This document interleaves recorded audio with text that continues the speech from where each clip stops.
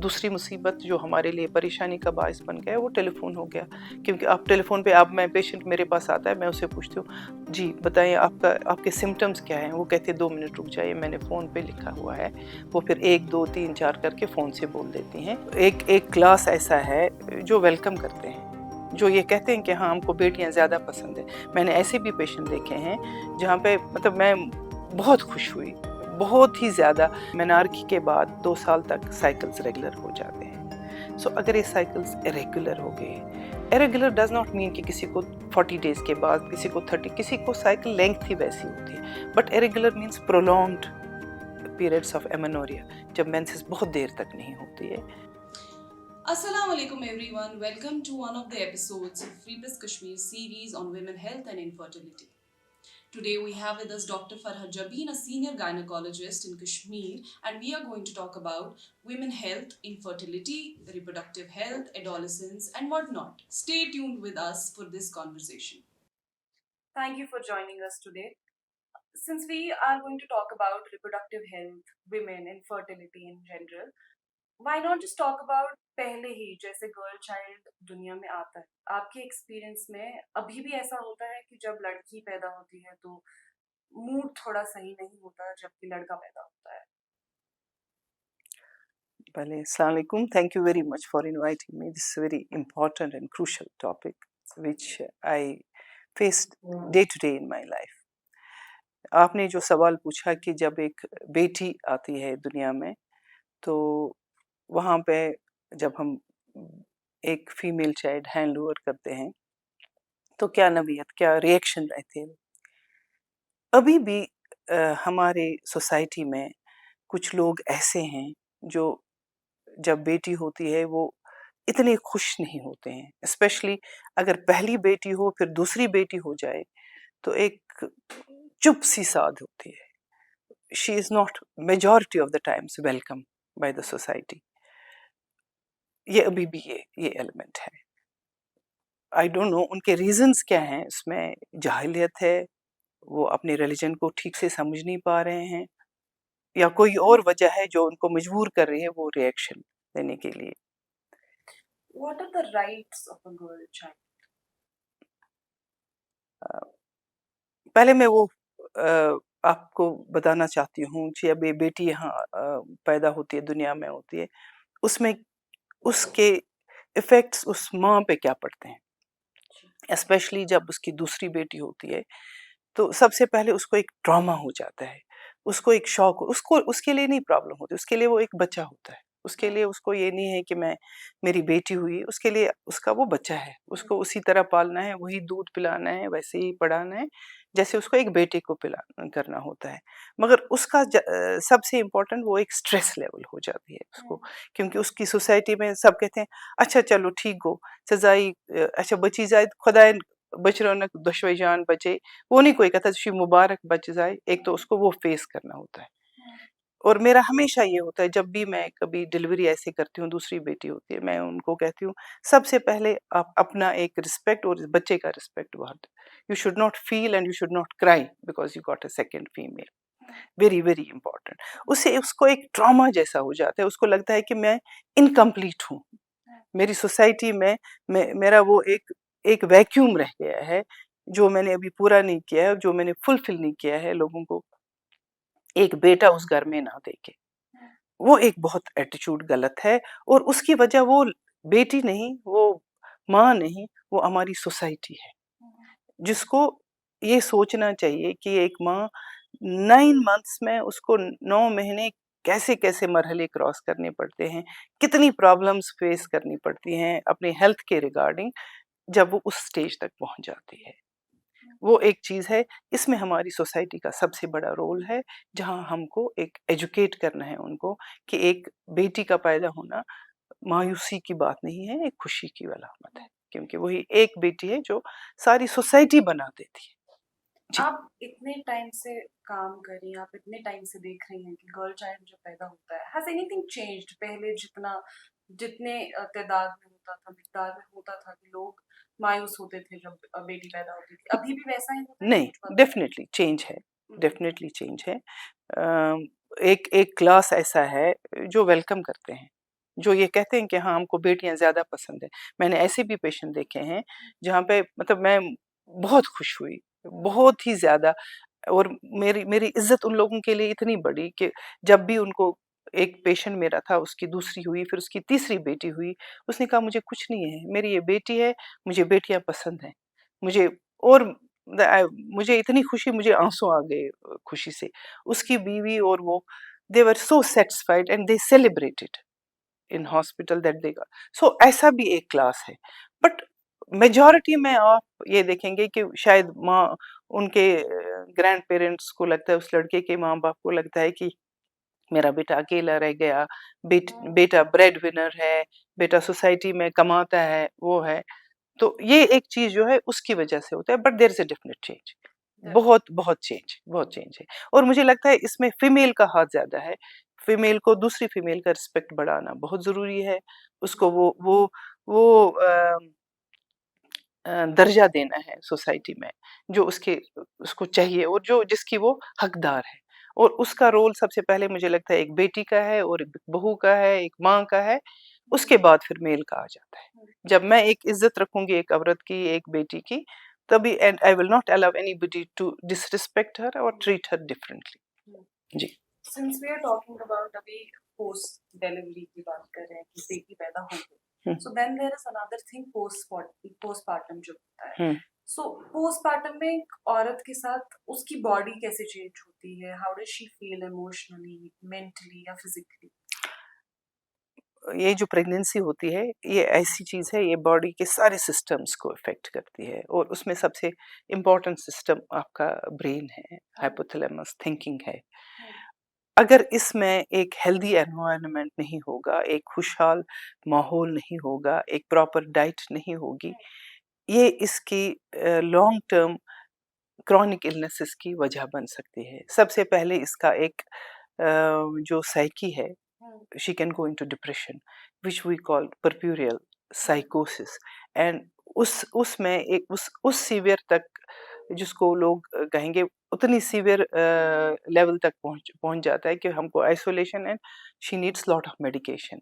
सो ये उस हद तक उसका वो साइकोलॉजिकल ये होता है। दूसरा, उसका आयरन इनटेक, अगर वो प्रॉपर नहीं खाएगी, उसका एनीमिया के चांसेस ज़्यादा होते हैं, उसको कैल्शियम डेफिशिएंसी होती है। So proper diet, rest, we call puerperal rehabilitation, वो बहुत इम्पोर्टेंट है। Minimum 6 weeks to 3 months. वो जो छुट्टियां 3 महीने की मिल जाती हैं, वो एक गवर्नमेंट एम्प्लॉय को, वैसे ही एक और जो घर में होती है, जो गवर्नमेंट एम्प्लॉय नहीं होती है, उसको वो 3 months of physical rehabilitation are very very important.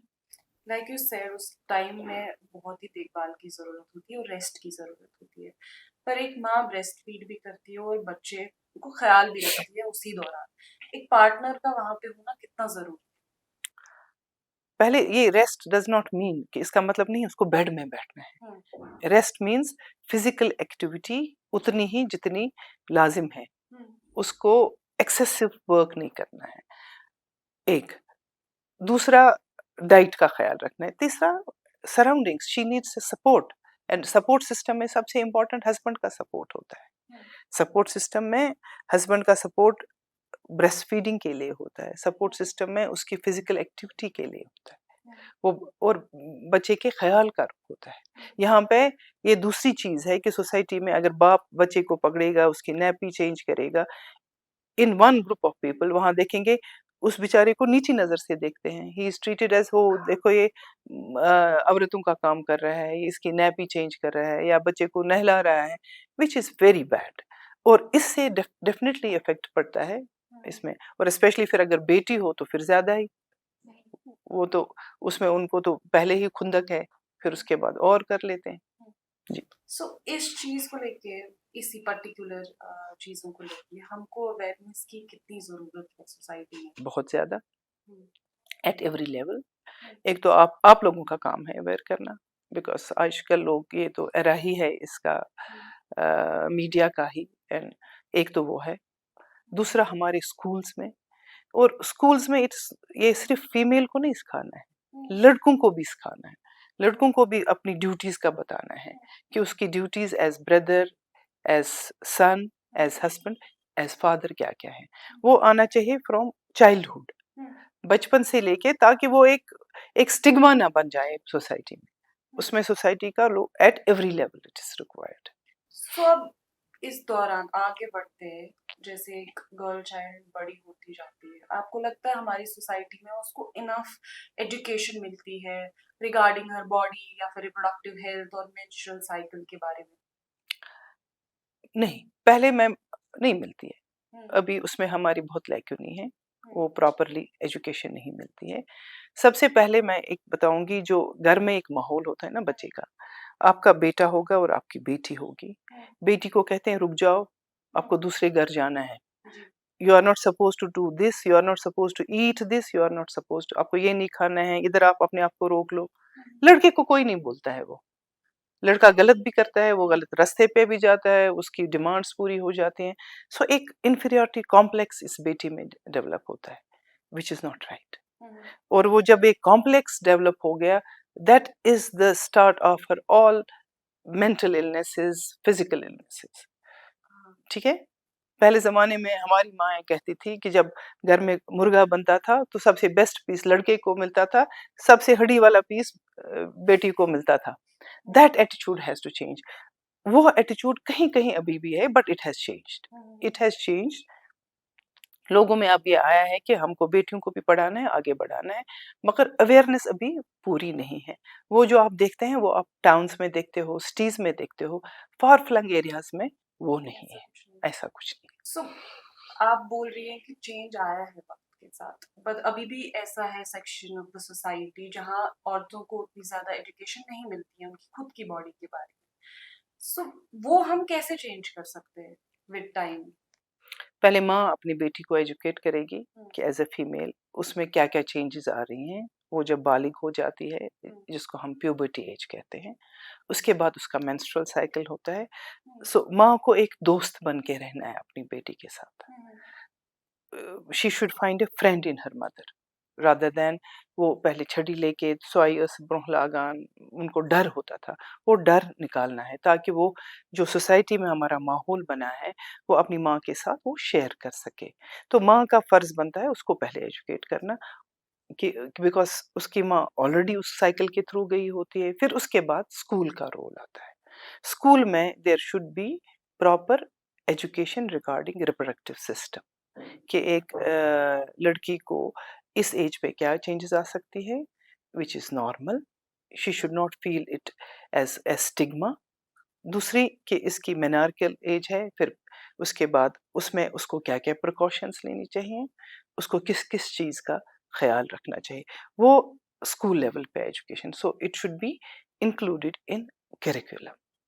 तो आपने जैसे कहा कि इन सब का असर उसके ब्रेन डेवलपमेंट पे भी हो सकता है, लाइक साइकी पे, साइकी पे हो सकता है, स्ट्रेस वगैरह हो हाँ सकता है। बिल्कुल, अगर उसको प्रॉपरली ट्रीट ना किया जाए। हाँ, अगर प्रॉपरली ट्रीट करेंगे, she she can prove better than a son. तो स्ट्रेस की वजह से उसकी मेंटल हेल्थ पे कुछ असर हो सकता है? डेफिनेटली। हम्म, पहले आप क्योंकि ये तो सारा एक सिस्टम है ना, ये विशेष सर्कल है, और इस सब का सेंटर ब्रेन है। हम्म, जो आपका रिप्रोडक्टिव सिस्टम है, जो आपके हार्मोन्स हैं, वो सारे स्क्रीट तो इसी स्टिमुलस से हो रहे हैं, तो स्टार्ट तो ब्रेन से ही होता है। हम्म। सो जो भी change, anything which change the mindset will affect whole body, and इसमें तो मेंस्ट्रुअल इरेगुलरिटीज भी आती हैं। सो एंजाइटी एंड डिप्रेशन एक कॉज बनता है मेंस्ट्रुअल इरेगुलरिटीज का। This is one of the reasons for menstrual irregularities. Also आजकल आजकल हम देखा जा रहा है कि पीसीओएस राइज पे, इज इट, बिल्कुल। First I want to ask, is it on rise? Hmm. So दूसरा, पीसीओएस और पीसीओडी में क्या फर्क है? पीसीओएस जिसको हम कहते हैं पॉलिसिस्टिक ओवेरियन सिंड्रोम, सिंड्रोम का मतलब होता है एक problem which affects more than one system. There are problems, जैसे हमारा अल्ट्रासाउंड पे आती हैं, ओवरीज बड़ी हैं, उनमें सिस्ट्स हैं, वो मॉर्फोलॉजी हो सकती है, उसका मतलब जरूरी नहीं है कि उसका पीसीओडी है, पीसीओएस है। इसको हम पहले पॉलिसिस्टिक ओवेरियन डिजीज कहते थे, अब हम पॉलिसिस्टिक ओवेरियन सिंड्रोम कहते हैं। और you can have polycystic ovarian morphology, morphology on ultrasound. ठीक। सो पीसीओएस जो आपने पूछा डेफिनेटली ऑन राइज है, डेफिनेटली उसमें चेंज आई है, ग्लोबली चेंज आई है, और हमारे यहाँ पे भी बहुत चेंज आई है। और अगर देखा जाए ये एक ऐसी डिजीज है जिसका क्योर नहीं है। It can not, you have to stay with this disease throughout your life, but it can be modified उस हद तक इसको चेंज कर सकते हैं to live a healthy lifestyle, so that इस पीसीओएस से आपके बाकी जिस्म के ऑर्गन्स इफेक्ट ना हो।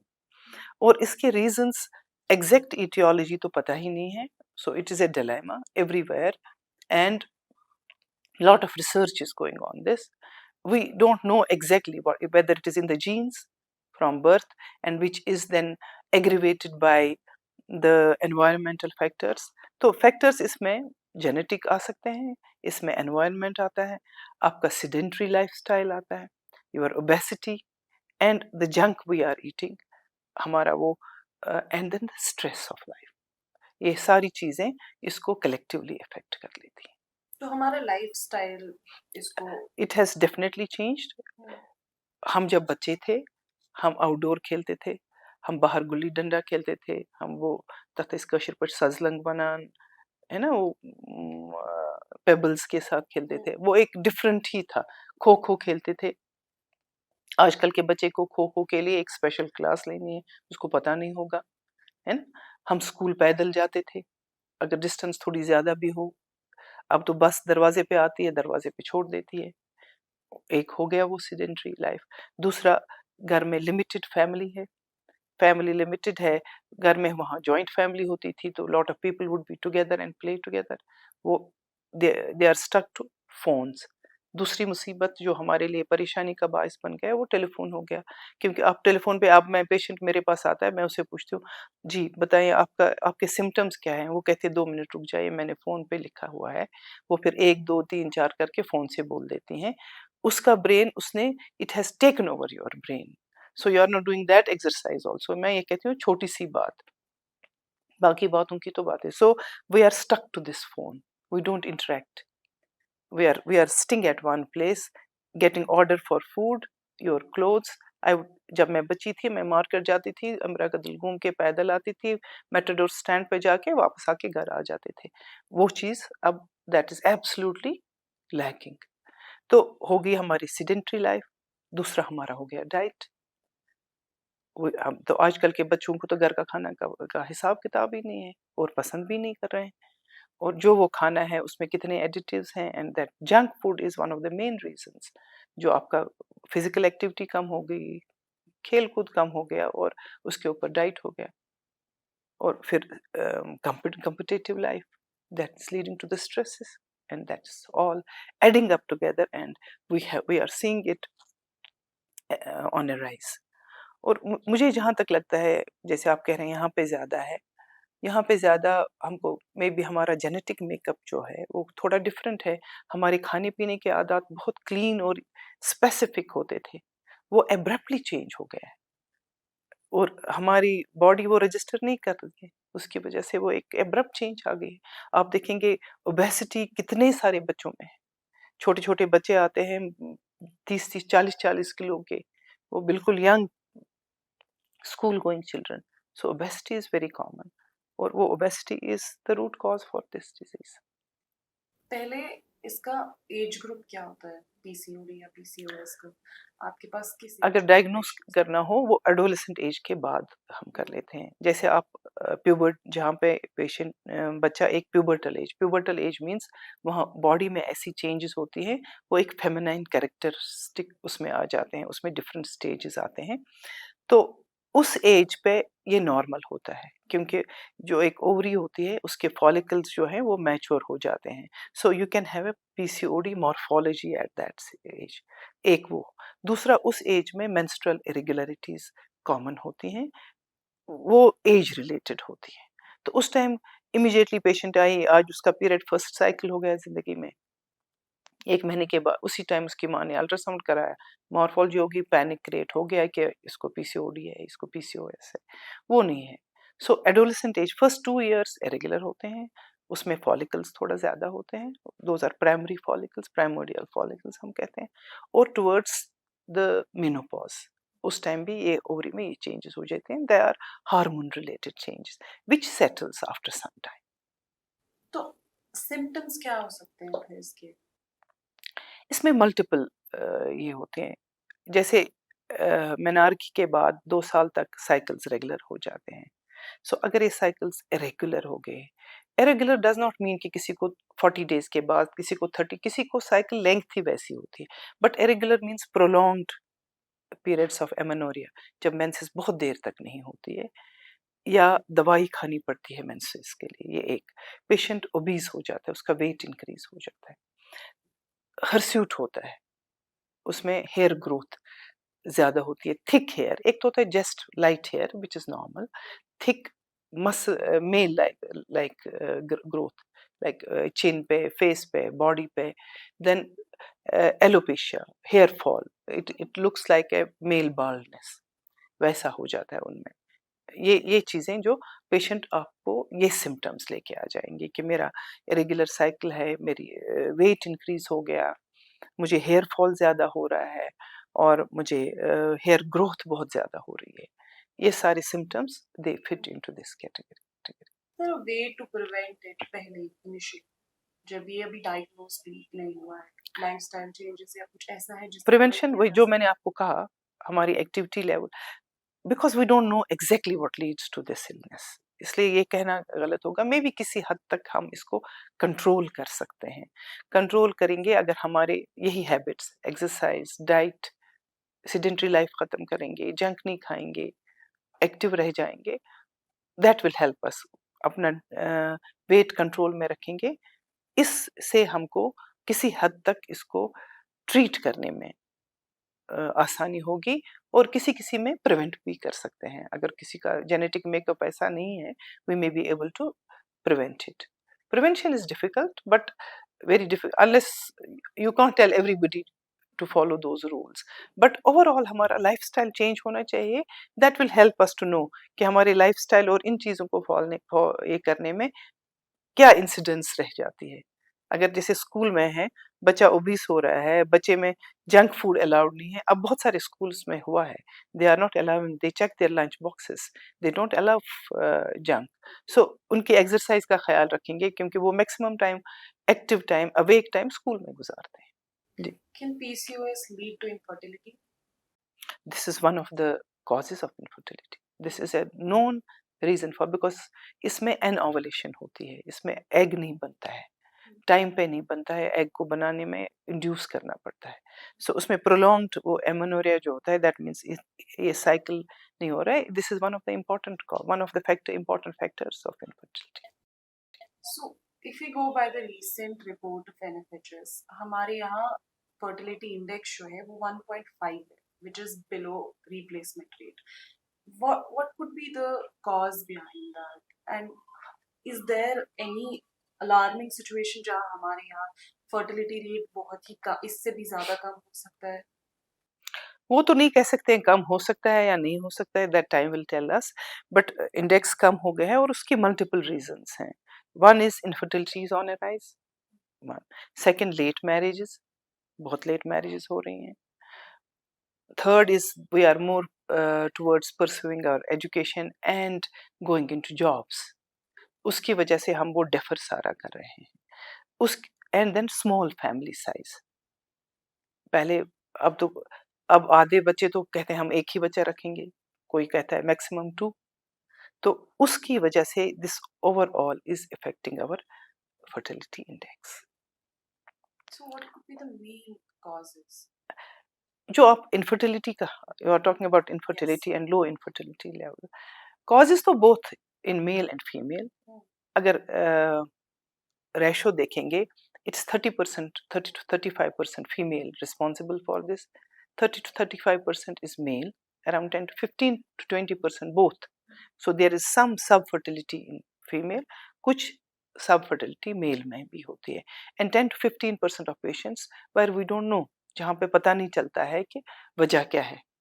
एट प्रेजेंट नहीं पता है, मे बी साइंस उस स्टेज तक इवॉल्व होगी जहां हमको पता चलेगा कि वो 10 से 15% पेशेंट्स का क्या रीजन है, बट एट प्रेजेंट जहाँ पे we call it unknown etiology, idiopathic, where there is no reason for not having a child.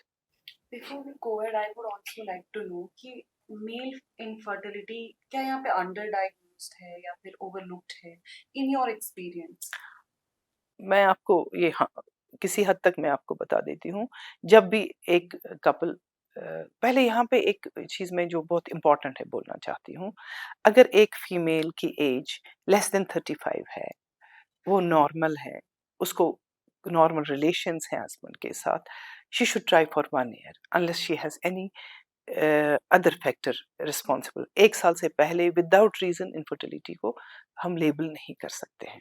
So over diagnosis of infertility हो जाता है जब दो बहनों घर में दो शादियां होती हैं, एक प्रेग्नेंट रहती है, दूसरी प्रेग्नेंट नहीं रहती है, बेचारी वो औरत वो बहू मुसीबत में फंस जाती है और उसको ड्रैग करके ले जाते हैं कि अगर उसका बच्चा हो रहा है तो आपका क्यों नहीं हुआ, और उसके ट्रीटमेंट होते हैं। और वो बाय द टाइम वो उस एज पे पहुंच जाती है जहाँ पे एक्चुअली उसको ट्रीटमेंट करना पड़ता है, उसकी ओवरीज एग्जॉस्ट हो गई होती हैं by taking medicine. They take it like sweets now, वहां से भी लेके 5 टैबलेट ले ली, 1 साइकिल ले लिया, 10 साइकिल ले लिया और वो आईवीएफ पे पहुंच जाती है। वो एक चीज है जो हमको जहन में रखना है कि under treatment and over treatment दोनों बुरे हैं। ठीक है। दूसरा आप कह रहे हैं कि mail factor infertility is a known cause, जहां पे मगर क्या होता है कि जब इनफर्टिलिटी हो जाती है सबसे पहले ब्लेम एक औरत पे आता है। उठा के ले जाते हैं, उसको टेस्ट कराते हैं, फिर उससे दवाइयाँ खिलवाते हैं, 5-6 साइकिल लेते हैं। उसके बाद याद आता है कि नहीं, डॉक्टर ने लिखा होता है husband semen analysis, they ignore it, क्योंकि वो 35% डायग्नोज करने में टाइम लग जाता है। सो जो आपका कहना है कि अंडर डायग्नोज हो रहा है, अंडर डायग्नोज नहीं, अंडर प्ले कर लेते हैं, क्योंकि वो कभी ये नहीं सोचते हैं कि मर्द भी उतना ही इन्वॉल्व हो सकता है इस प्रॉब्लम में जितनी एक फीमेल हो सकती है। ये यहाँ पे अवेयरनेस की जरूरत है। यहाँ पे लोगों को समझाना है कि एक औरत को अननेसेसरली मेडिकेट नहीं करना है जब तक ये पता ना चले उसका हस्बैंड के पैरामीटर सारे नॉर्मल हैं कि नहीं, क्योंकि एक बार वो फैक्टर रूल आउट हो गया फिर पता है, फिर ट्रीटमेंट तो फीमेल को ही फिर करना है।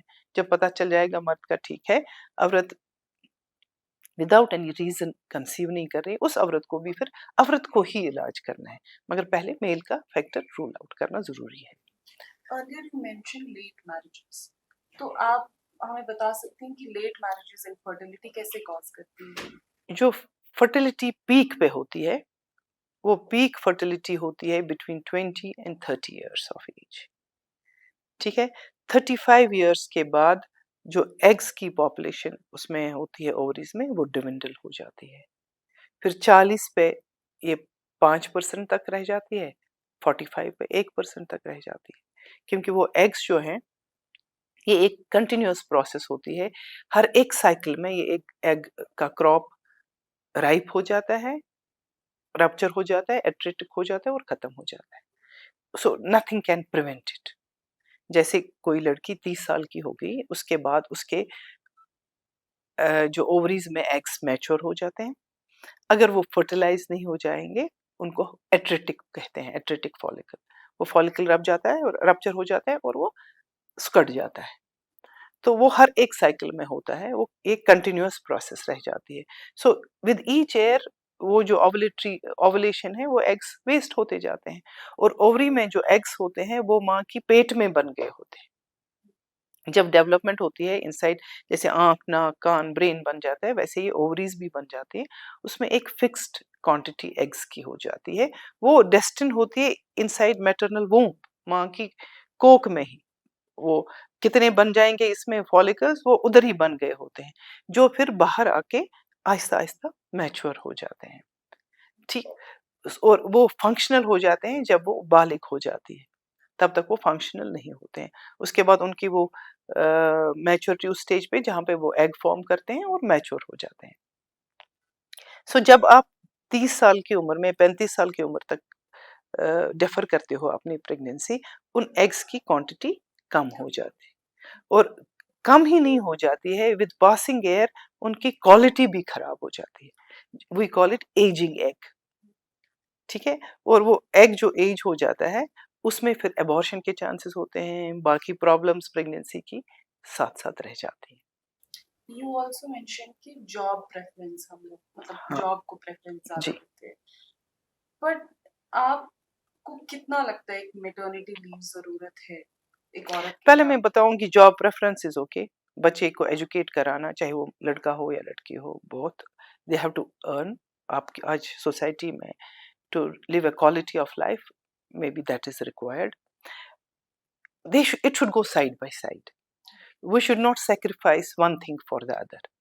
जैसे और सोसाइटी में जो हमारे बाकी चीज़ हैं, जो मैं यहाँ डिस्कस नहीं कर रही हूँ, तो जो सोसाइटी में प्रॉब्लम्स हैं in getting a girl child married, एक बेटी को शादी करने के लिए कुछ शराइत होते हैं, वो शराइत जो एक नासूर बन गए हैं हमारी सोसाइटी में, वो भी एक फैक्टर है लेट मैरिजेस का। पॉवर्टी, कस्टम्स, वो सारी चीज़ें, they all are affecting female. और फिर कसूरवार भी और सजा के लायक भी यही एक फीमेल बन जाती है after marriage, she is the one who suffers most. इसलिए मुझे लगता है ये हमारी एक चेंज आनी चाहिए। अगर बेटी को पढ़ाना है, it should be made clear कि ये पढ़ती भी जाएगी, और ये वो चेंज एक सोसाइटी में लानी है कि हमारी बेटी आगे पढ़ेगी भी, और शादी भी टाइम पे होगी, बच्चे भी टाइम पे होंगे, और सोसाइटी आगे चलती जाएगी।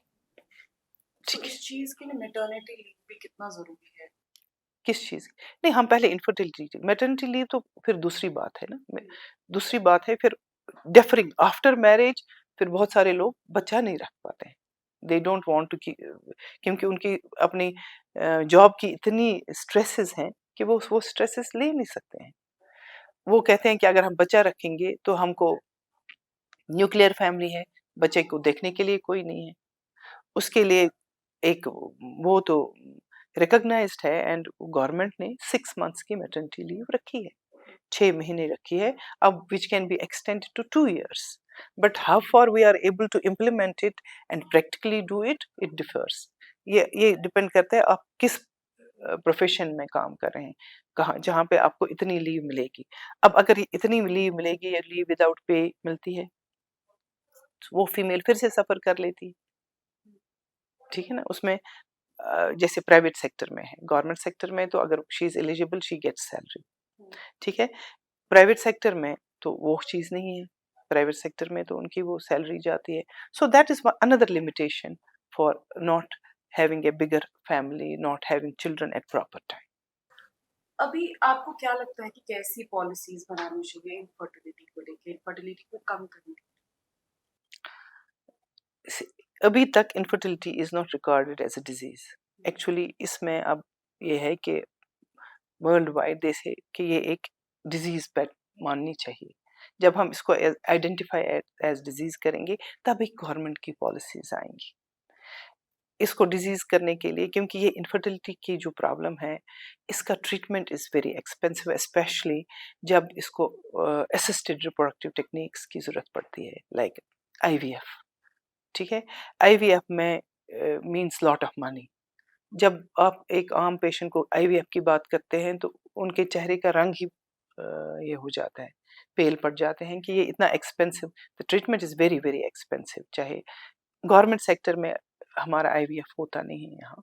सो जब ये एक डिजीज़ आ जाएगी, जैसे इन्होंने प्रेगनेंसी रिप्रोडक्टिव हेल्थ के लिए किया है, डिलीवरीज़ के लिए किया है, बच्चों के इमीडिएट इसके लिए क्या है, वो पॉलिसीज़ बनाई हैं, जहाँ पे उनको स्पेशल एक मिलता है, फ्री ट्रीटमेंट मिलता है हॉस्पिटल्स में, गवर्नमेंट सेक्टर में। इवन कुछ प्राइवेट सेक्टर्स में जैसे वो आशा वगैरह वर्कर्स हैं, उनकी देखभाल प्रेग्नेंट लेडीज़ की है। गवर्नमेंट ने वो सारी पॉलिसीज़ बनाई हैं। ऐसे ही एक पॉलिसी के अंडर ये भी आना चाहिए। उस पॉलिसी में ये कि इनका ट्रीटमेंट कैसे मिलेगा, इनको इन्वेस्टिगेशन बैकअप कैसे मिलेगा, और क्या ज़रूरत है, किस चीज़ की ज़रूरत है, वो एक पॉलिसी में इनको अडॉप्ट करना है, which is not done till date. और ये मेरे ख़्याल से ये IVF and other should be available in government sector. उस ग्रुप के लिए जो प्राइवेट सेक्टर में ये अफोर्ड नहीं कर सकता है, क्योंकि इसके टेस्ट बहुत एक्सपेंसिव हैं। ये इसमें पैसा तो लग जाता है कि ये दवाइयाँ जो हैं वो बहुत एक्सपेंसिव हैं, और equipment for IVF is very, very expensive which everybody can not afford. So you talked about IVF. That is why I want to ask, do you think ऐसे कोई centers है कश्मीर में जो IVF treatment जिनका होता है इतना अच्छा कि हाँ लोगों जी, पे? बहुत हैं। पहले तो नहीं थे, अब तो बहुत सारे सेंटर्स हैं। प्राइवेट सेक्टर में तो बहुत सेंटर्स डेवलप हो गए हैं। जहाँ वही मैं आपको कह रही हूँ, जब मैं पेशेंट को कहती हूँ आईवीएफ के लिए, नो डाउट बाहर जाने से अच्छा उनका ये है, पैसा तो बच जाता है यहाँ पे करने के लिए। बाहर में उनको travel, stay and other things are there. यहाँ पे डोर स्टेप पे अवेलेबल है, but still it's very expensive. It's very, very expensive. Can we also talk about the incidents of miscarriages? Like, are they increasing, abortions, miscarriages? अभी इसके हाँ, वक्त में? Overall जब हम देखते हैं, abortion rate is little, it has increased, और इसके कुछ वजूहात हैं। एक तो ये कि प्रेगनेंसी डायग्नोस अर्ली हो जाती है, पहले नहीं होता था। एक वो जैसे अभी पेशेंट ओवरड्यू भी नहीं होती है, टेस्ट पॉजिटिव आता है। पहले हमको 40 दिन वेट करना पड़ता था, उसके बाद हमारे जो वो test availability, so advancement in diagnosing pregnancy. दूसरा ये कि ओवरड्यू होता था, पहले-पहले they would abort spontaneous abortions, वो डॉक्टर की नोटिस में नहीं आते, वो नोटिस में आ गए हैं। वो एक चीज़ है जिससे हमको लगता है कि ओवरऑल इंक्रीज़ हो गई है इंसिडेंस, बट डेफिनिटली उसके बावजूद भी abortion rate is higher now, the incidence has definitely increased, and उसमें भी जो मैंने आपको पहले ही बता दिया कि वजूहात क्या हैं, सबसे late marriage, elderly females are more prone to abort, क्योंकि उनके एजिंग एग्स होते हैं, वो क्वालिटी एग्स खराब हो जाती है। Obesity without PCOD is also a reason for this. जितना हायर बॉडी मास इंडेक्स होता है, उतने chance of abortion and pregnancy complications ज़्यादा होती हैं। Then PCOD in itself, then stresses of life, stress plays an important role. See, pregnancy is an outcome of happiness. So इसमें जब stress हो जाता है तो chance of abortion are high, definitely. So ऐसी क्या अवेयरनेस, ऐसी कैसी चीजें हम क्रिएट कर सकते हैं सोसाइटी में to spread awareness related to reproductive health of women, fertility को लेके या मेंस्ट्रुएशन को लेके अमंग द मासेस, जिसकी वजह से पहले फीमेल को, चाइल्ड को एक बच्चे की तरह पालो, उसको वही दर्जा दे दो घर में, घर से बाहर जो एक लड़के को देखते हैं, उसको एक इन्फीरियरिटी कॉम्प्लेक्स में नहीं करो। मैं ये क्यों बार-बार कह रही हूँ, क्योंकि अभी भी हमारे रूरल एरियाज़ में, इवन अर्बन एरियाज़ में कुछ बच्चियाँ ऐसी हैं जो शर्माती हैं। मेरा रिसेंटली एक बच्ची आ गई, she had problems regarding her menstruation, she had problems regarding her breast, she had a breast lump. वो बोल ही नहीं सकती थी, उसने अपनी माँ को भी नहीं बोला था। इट मुझे कम से कम आधा घंटा लगा उसके मुँह से ये कहने के लिए कि उसकी प्रॉब्लम क्या है। मैंने उसकी माँ को कहा, आप छोड़ दो, इसको बात करने दो, ये बात करेगी, मैं खुद समझाऊँगी। फिर मुझे एग्ज़ामिन करना था उसको, 15 मिनट लगे मुझे उसको समझाने में, मुझे एग्ज़ामिन करना है, there is nothing wrong in examination. So मैं इसीलिए कह रही हूँ, एक एक कॉम्प्लेक्स, दिस इन्फीरियरिटी कॉम्प्लेक्स और वो शाइनेस से they have to come in a healthy way, not in a, you have to make them responsible persons of the society. They should have values of life. They should not be arrogant. Upbringing does not mean कि एक female arrogant बन जाएगी, वो नहीं करना है उसको। वो बड़ा छोटा, बड़े की तमीज, छोटे छोटे का प्यार, वो सारा कुछ करके, मगर उसको ये नहीं कहना कि आप एक इन्फीरियर सेक्स हो सोसाइटी में, उस चीज़ की ज़रूरत है। वो एक चीज़ जो आप कह रहे हो, हम कैसे आएँगे इसमें, जब वो सोसाइटी में उसको एक सेल्फ कॉन्फिडेंस आएगी, उसको as a matter of right वो अपनी चीज़ बोलेगी कि उसको प्रॉब्लम है, as a matter of right she will speak, so वो एक स्ट्रेस लेवल कम हो जाएगी। दूसरा फिर एक्सट्रीम दूसरा है कि ओवर पैम्परिंग, उसमें वो ओबेसिटी और वो पॉलीसिस्टिक ओवरी, वो चीज़ें आ जाती हैं, उसका ख़्याल रखना है। एक्सरसाइज़ का ख़्याल रखना है, फ़ोन को take it off, don't give them phone when they don't need it. They should use phone when they need only for educational purposes. उसमें पेरेंट्स का रोल आता है, उसमें माँ का रोल आता है। एक्सेसिव यूज ऑफ फोन, क्योंकि उससे आप ये एक ही जगह बैठ जाते हैं। पढ़ने के लिए भी फ़ोन ही, पहले हम किताब को तो हाथ में उसका बोझ भी उठाते थे, किताब के वर्क होते थे, वो भी ख़त्म हो गया। इसलिए वो चीज़ भी इम्पोर्टेंट है। उन चीज़ों को मद्देनज़र रखें। तीसरा कि ये स्ट्रेस जो है, इसमें आपके पार्टनर का रोल आता है, और वो एक चेंज हम देखते हैं, स्पेशली टाउन्स और अर्बन एरियाज़ के लोगों में। बहुत सारे males, not 100% but majority do accompany their wives. वो अपनी बीवियों की प्रॉब्लम्स डिस्कस करते हैं डॉक्टर के साथ। ये एक रूल बनना चाहिए कि ये एक मर्द का एक फर्ज है, उसका एक, जैसे कमाना एक फर्ज है, वैसे ही अपनी बीवी का ख्याल रखना और उसको इस स्ट्रेस लेवल से लाना जरूरी है। Before coming to the last question, can we talk about menopause a little? कि symptoms क्या होती हैं, उस आखिरी इसमें क्या क्या चीजें होती है कि बॉडी, वुमेन बॉडी? पहले menopause, what is menopause? Menopause एक औरत की लाइफ में एक ऐसी चेंज आती है, जैसे पहले एक चेंज आती है प्यूबर्टी से मेनार्की, जब उसकी मेंसेस स्टार्ट होती है, फिर रिप्रोडक्टिव लाइफ स्टार्ट होती है, उसके एक पीक पे पहुंच जाती है, फिर इट डिविंडल्स, फिर ये आहिस्ता आहिस्ता नीचे जाती है, जब बॉडी के हार्मोन्स उस कम लेवल तक पहुंच जाते हैं जहाँ पे वो मेंसेस स्टॉप हो जाती है। सो मेनोपॉज से पहले एक फेज आता है क्लाइमेट्रिक, जहाँ से कुछ पेरिमेनोपॉजल चेंजेस आ जाती हैं before she stops menstruating. So menses बंद होने से पहले कुछ साल ऐसे होते हैं जिसमें वो चेंजेस बॉडी में आ जाती हैं। लाइक उसमें पेशेंट्स को हॉट फ्लैशेस, तुम छुना नार नेरान कनव की नार नेरान, they start sweating, they become irritable, उनको पसीने बहुत आते हैं, बर्दाश्त लेवल थोड़ी-सी कम हो जाती है, वो स्ट्रेस में आ जाती हैं। और ये भी एक मैकेनिज़्म है जहाँ पे उनको लगता है कि एज़ अ फीमेल उनकी वो फेमिनिटी ख़त्म हो जाती है। वो उनको साइकोलॉजिकली लगता है कि बस अब सोसाइटी में एक फीमेल का उसका फेमिनाइन कैरेक्टर्स वो अब आप हमारे कम हो जाते हैं। तो उसमें उसकी हड्डियों पे असर पड़ जाता है। उसकी हड्डियाँ कमज़ोर होने लगती हैं, क्योंकि ये जो हार्मोन्स ओवरी सिक्रीट करती हैं, उसका एक काम होता है बोन्स को मजबूत रखना। तो उसको ऑस्टियोपेनिया और ऑस्टियोपोरोसिस हम कहते हैं वो। फिर बॉडी में वो लिपिड प्रोफाइल जो है, चर्बी की ये है, उसमें चेंजेस आ जाते हैं। तो जिससे उनके हार्ट पे असर पड़ता है, उनके ब्लड प्रेशर पे असर पड़ता है, उनके ओवरऑल लुक पे पड़ता है। उनका फैट डिपोज़िशन जो है वो डिस्प्रोपोर्शनेट हो जाता है। सो उनको वो एक लगता है अपनी जगह के सोसाइटी में वो डिसफिगरमेंट जैसी हो जाती है, स्किन में चेंजेस आ जाती हैं। सो ये सारी चीज़ें कॉम्प्लेक्स एक मल्टीपल फैक्टर सिम्पटम्स हैं और साइंस हैं जो मेनोपॉज कहलाते हैं। So my last question would be कि बहुत ऐसी कंप्लेन्स आती हैं आए दिन कि हॉस्पिटल में प्राइवेसी नहीं है, हॉस्पिटल में डॉक्टर्स रूड है, डिसरिस्पेक्टफुल है। ये इसमें कितनी सच्चाई है? मतलब आपका मतलब है rights of a patient. Yes. So when you talk about the rights of the patient, then there are certain duties which are assigned to the patient. यम कह फर्ज छ पेशेंटस, कह फर्ज छ डॉक्टर्स। गॉड कर डिस्कस तो हिंदुस गॉडनिक सवालस कि डॉक्टर्स छ रूड, डॉक्टर्स तछन प्राइवेसी कहीं।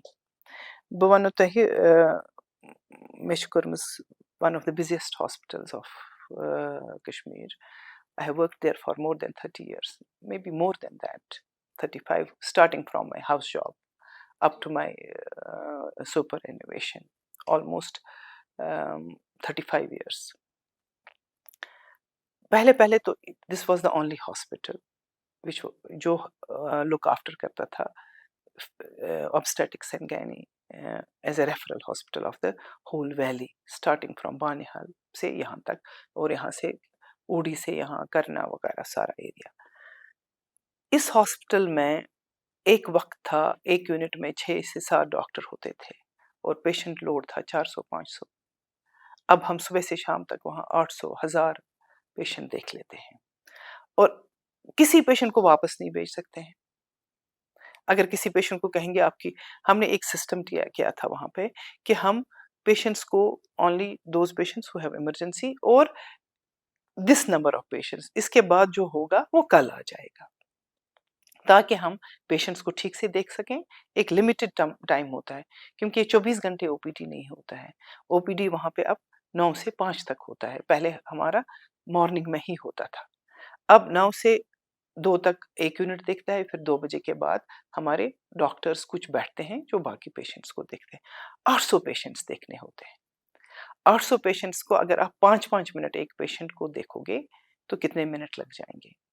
वो हम देखते हैं 8-10 5-8 कमरों में देखते हैं, मगर किसी पेशेंट के साथ 20 मिनट लगते हैं, किसी के साथ 5 मिनट लगते हैं। So this is overburdening of the hospital.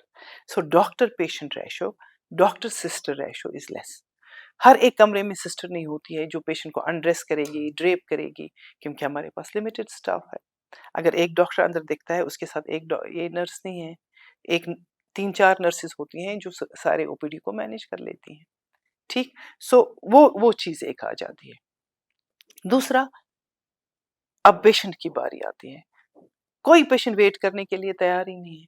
जो ही दरवाज़ा खुलता है, 6 पेशेंट्स आपके सर के ऊपर बैठ जाते हैं। एक यहाँ से डॉक्टर को सवाल पूछता है, एक यहाँ से। मैं नहीं कहती हूँ हमारा कसूर नहीं है, पेशेंट का कसूर है।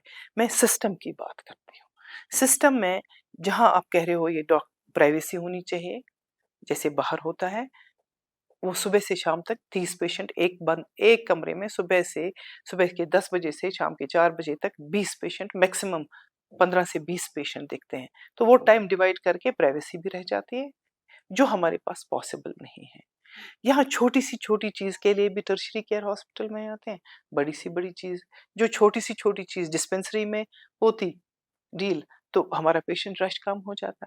डॉक्टर पेशेंट रेशो कम है, वो हमारा काम होता है। So overburdened, overworked and less patient doctor patient nurse ratio, that's one of the reason. And after all doctor is a human being.